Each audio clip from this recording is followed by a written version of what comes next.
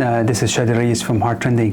Today we're going to do a deep dive into one of the trials that presented at ACC 2024 that just concluded in Atlanta in last weekend. So the DanGer shock trial, this is a very good trial, I think, to go through because it focuses on a very important topic that has been under a lot of debate for utilization of mechanical circulatory support for patients presenting with STEMI.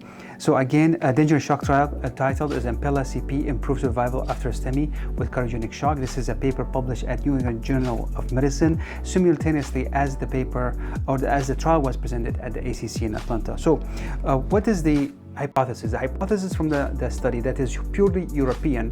What is the role of mechanical circulatory support for patients presenting with STEMI plus shock? So patient presenting with STEMI and shock, and if mechanical support, which is microaxial mechanical support device delivered in the femoral sheath and the femoral artery, is how this will help patients going forward. This is a 10-year study that started in Europe between Germany, Denmark as well as UK, and included 14 centers. And the study concluded, as I said, included 355 patients who are presented with STEMI as well shock and requiring some sort of mechanical support. Again, this is randomized, it's open label, but randomized between patient receiving shock, receiving the Impella versus the people who did not receive the Impella. So what is the demographic of these patients? Main age was 67, but majority, almost 80% of them were men, and majority of them are white Caucasian male. Then randomized to either standard of care, which is or receiving Impella CP before, during, or after PCI. Again, this is one of the limitations we're going to come across later on, is that the duration, the implantation time before, during, or after was up to the discretion of the operator. Again, some patient has hypotension, but not all of them. So again, what is the primary endpoint? Is it death from any cause? So basically they included any cause of death, whether from vascular complication, MI, stroke, whatever the cause is included. So what is the endpoint? 82% out of 179 patients died in the Impella group, which is 45%, and the pump group, and 103 out of 179, which is 58.5%. Again, 45 compared to 58 patients in the standard care, where the confidence intervals was crossing the midline as well as p-value of 0.04. And number to treat to avoid one death was 8 patients. Okay, very robust, strong endpoint. Now, what is the secondary endpoint? Is a reduction of any in the composite secondary endpoint, which is a death from a pump, complication, bleeding, hematoma, transfusion. It also happened 52% in the patient in the Impella group compared to patients 63% in the standard of care. Interestingly, the mean age to be discharged alive or out of the hospital survival was similar between the two groups. So both of them made it out of the hospital at the same rate and also made it outside at the time of discharge being alive.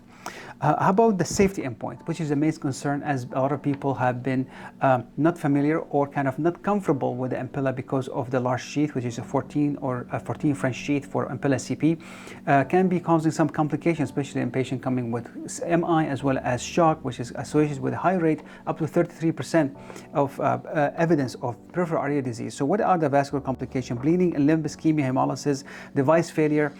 This is all kind of things can happen with the Impella. So only 43 patients in the pump and 11 in the standard of care had these safety concerns, which is not bad, and the confidence interval was also significant. In the pump group, the number needed to harm was 6. So number needed to save a patient from STEMI shock was 8.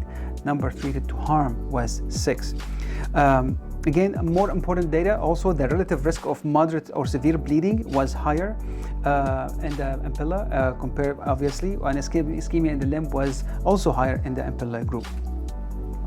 One thing we have to note that the author or the lead author kind of mentioned that this is, although that we are taking the risk of complications in these cohort of patients, but also we are saving lives, meaning we are also patient getting discharged outside the hospital after massive myocardial infarction as well as cardiogenic shock.